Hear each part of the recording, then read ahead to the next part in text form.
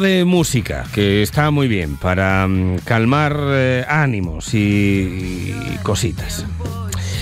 Dani Martínez, además. Y hoy, en el tiempo de saludable, vamos a hablar de el último estudio, entrecomillado, que demuestra, y vuelvo a entrecomillar, que los confinamientos son inútiles. Esto es algo que ha sacado alguien para generar una línea de opinión, con un titular, una persona que ha dicho voy a decir esto en base a unos estudios que ahora revisamos, donde se sesga, donde se tapa y donde se oculta información. Miren, cualquier tipo de estudio, sobre todo sea científico o no, cualquier tipo de estudio o de reflexión seria no debe sesgar lo que ocurre. Eso es como analizar la historia y hacer la historia ad hoc, ocultando hechos que han sucedido. No, si es profesor de historia, cuenta la historia como ha sucedido.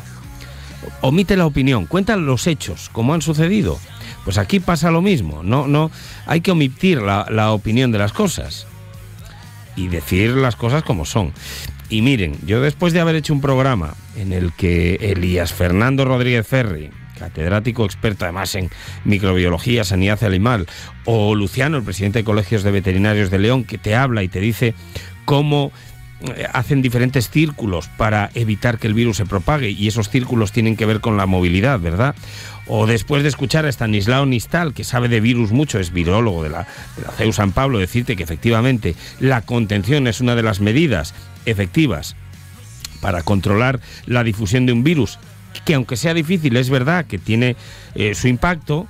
Pues oiga, cuando alguien me dice que el confinamiento no tuvo, que no sirvió para nada, pues ya de entrada lo pongo en duda. José Alberto Benítez, ¿qué tal? Buenos días, ¿cómo estás? Buenos días, Arturo, aquí estamos, bien. Es que estamos hablando de gente, de estudiosos, del tema, sí. O sea, que es que no es cualquiera. Pero bueno, vamos a hablar de esta cuestión, porque ha habido un hilo de cuestiones que dicen que hay un estudio que demuestra que los confinamientos fueron inútiles. Sí, bueno, a ver, yo lo que me he dado cuenta en esta pandemia es que en cuanto los negacionistas ven que la gente pues demuestra con estudios científicos ciertas cosas, pues ellos intentan luego también decir, mira, un estudio dice, lo que pasa que te pones a rascar muy poquito y ya ves dónde está el error, ¿no?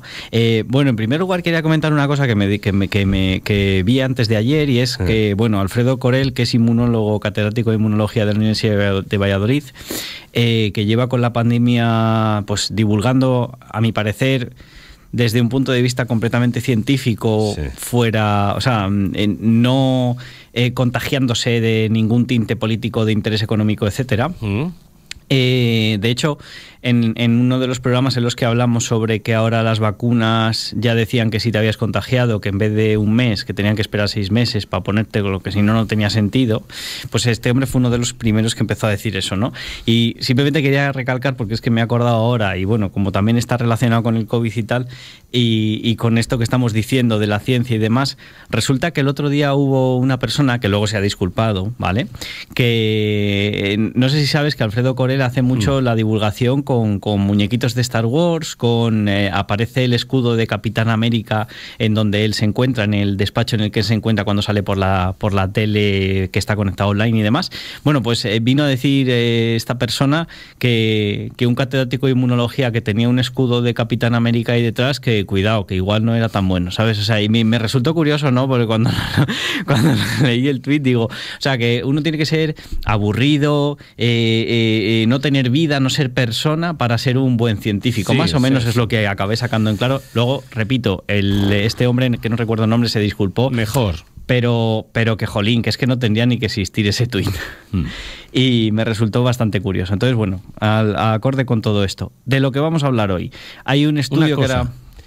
De aquí a un mes ya te diré yo cómo me voy a quedar. Vale. Un estudio que está saliendo ahora mucho, que se ha viralizado, es uno que pone aquí Studies in Applied Economics, que pone a Literature Review and Meta-Analysis of the Effects of Lockdowns on COVID-19 Mortality, que de Jonas Hervey, Lars Honun y Steve Hanke. Bueno, el estudio está localizado, sí. lo primero. Y es el que hacen referencia, ¿no? Sí, Vale. es al que hacen referencia a todos. Es al que hacen referencia a todos. Lo que supuestamente dice el estudio, que ahora lo vamos a desgranar un poquito, es que básicamente que los confinamientos que se hicieron cuando empezó la pandemia, en marzo de 2020, que no sirvieron para nada, que realmente no ayudaron a reducir la mortalidad y que hubiéramos estado igual si no hubiera habido confinamiento, ¿no? Entonces, claro, bueno, ya lo primero que chirría bastante porque nosotros siempre aquí con el tema del COVID-19, con el COVID-19, dentro de cómo se suelen dar las noticias, siempre hemos huido de los sensacionalismos y del alarmismo cuando no... Bueno, y del extremo, exacto, del extremo, ¿no? Sí. Que todavía sigue habiendo gente que sigue estando en ese extremo. Por suerte ya va quedando poco, pero... Hay de los dos. Hay todavía residual, ¿no? Entonces, ni somos negacionistas ni somos extremistas en el otro lado. Intentamos ser lo más neutrales posibles en base a los datos objetivos que hay. Bueno, pues evidentemente cualquier persona sin pasar por nada científico, que ahora lo vamos a desgranar esto, que piense un poco en cómo funcionaba el virus en el marzo de 2020, que no tiene nada que ver a cómo funciona ahora, o sea, es decir, a cómo nos está afectando ahora mismo a nivel de cuando nos contagiamos, pues no hay que ser ningún erudito en entender que tal y como estaba afectando ese virus en ese momento, evidentemente el encerrarnos en casa ayudaba a que no se propagara y a que hubiera menos gente enferma, y etcétera, etcétera. Y claro que ha tenido una repercusión y hubiera fallecido mucha más gente si nos hubieran tomado esas medidas en ese momento, repito, con el virus en como estaba en aquel momento, no ahora, ¿vale? Por eso las medidas tienen que ir cambiando. Pues es que además hay una fórmula matemática que determina a este movimiento una asignación de posibles contagios, teniendo en cuenta que después de millones de años de evolución el sistema inmune también, vamos, que idiota el sistema inmune no es. Es decir, el virus no lo tiene fácil para sentarse, primero. Y después, lo decía muy bien Ferri, mira, es como un panel, como varios paneles, los paneles que le ponemos al virus con nuestro sistema inmune son como paneles con un agujerito en el centro. Entonces, todos van bailando. En algún momento esos paneles, el agujerito coincide en todos. Y es por donde, en esa franja de cosas que se dan, es por donde se cuela, digámoslo así, visualmente, el virus para atacar y contagiar. Si tú haces que la variación sea menor, es decir, pones cortapisas, sujetando a la población en cierta medida, haces que la coincidencia de ese círculo que está en el medio de los paneles sea menor, con lo cual ya estás haciendo que haya menos contagiabilidad. Claro. Es decir, es que esto es una evidencia como la copa de un pino. Negar esto es, pues yo qué sé, pues no sé. Bueno, ¿quiere decir que no se contagie? No. ¿Quiere decir que no va a haber contagio? No. En un mundo global es imposible que eso no coincida alguna vez. Es que es imposible. Bueno, pues el tema es que este estudio, lo primero, nosotros que ya hemos hablado aquí mucho de los famosos papers, estudios científicos que están publicados en revistas, hemos hablado también del prestigio que tienen las revistas, que existen distintos índices que evalúan si esa revista es más o menos prestigiosa y tiene más o menos valor a nivel científico, porque hay algunas que son las que se llaman predatory, que son las que permiten publicar prácticamente cualquier cosa sin que haya lo que se llaman revisores o árbitros que lean primero ese artículo y verifiquen que lo que se está diciendo ahí es cierto, ¿vale? Entonces, nosotros cuando mandamos un artículo, entre 2 y hasta 12 personas, científicos expertos en esa materia, van a leer lo que tú estás poniendo ahí y van a darte un feedback y a decirte, oye, mira, esto que me estás vendiendo aquí, o a mí me parece que me estás vendiendo la moto, o sencillamente creo que la investigación que has hecho tiene una serie de déficits o de debilidades que tendrías que subsanar en la intervención, o directamente en el manuscrito no me has explicado no sé qué, espero que me lo expliques, y ya está. Entonces tiene que haber ahí un feedback, y en base a eso, que es lo que se llama el peer review, la revisión por pares, pues a ti te aceptan o no te aceptan el artículo en la revista. Bueno, pues este artículo es que no es un artículo de ninguna revista. Es decir, han llegado unos y como si yo llego y pongo en mi blog, he hecho una investigación sobre no sé qué y empiezo a poner ahí lo que sea sin que haya ninguna revisión por parte de científicos. Entonces ya ese es el primer error que en Internet la gente tiene cuando lo comparte. No es un estudio publicado en ninguna revista científica. Es un estudio que han hecho 3 personas que pueden ser científicos, pero que no está validado científicamente, ¿vale? Entonces, eso para empezar. Luego, para seguir, por lo que he estado leyendo, ahí luego dejaré el Twitter al tweet que lo desgrana, porque es un hilo bastante largo, ¿vale? Para el que tenga más curiosidad sobre cada uno de los elementos que analizan de este artículo científico, pero es bastante curioso porque estas 3 personas lo que han hecho lo que están vendiendo es una revisión sistemática, ¿vale? Que para que me entiendan, dentro de los artículos que se escriben, hay unos que son artículos sobre una investigación determinada y luego hay otros que son revisiones, que las revisiones lo que hacen es se hace una búsqueda determinada sobre una temática concreta, por ejemplo, COVID-19 y el efecto en los trastornos de conducta alimentaria, por poner un caso, ¿no? Entonces tú buscas qué hay publicado sobre estos 2 términos. En base a eso, tú haces un criterio de selección de artículos basándote en si aportan X novedad o en si aportan cierta reproducibilidad o si aportan X que sea, que tiene que cumplir ese criterio. En base a eso tú excluyes, con lo cual de una búsqueda que igual son, yo qué sé, 600 artículos, igual solo te valen 40 porque los otros tienen algún tipo de debilidad que tú has detectado. Y de esos 40 te centras y empiezas a sacar, pues mira, la mayor conclusión o en lo que más concuerdan todos es en esto. Y en lo que parece que hay diferencias entre los artículos es en esto y esto. Bueno, pues esta gente lo que ha hecho ha buscado artículos y directamente ha excluido todos aquellos que son análisis epidemiológicos de la COVID-19. Es decir, todos aquellos que van de salud, porque por cierto son economistas. Entonces, todos aquellos que van de salud directamente los han descartado de su selección de revisión sistemática, con lo cual ya no se puede llamar revisión sistemática porque no es revisión sistemática. La exclusión la han hecho mal.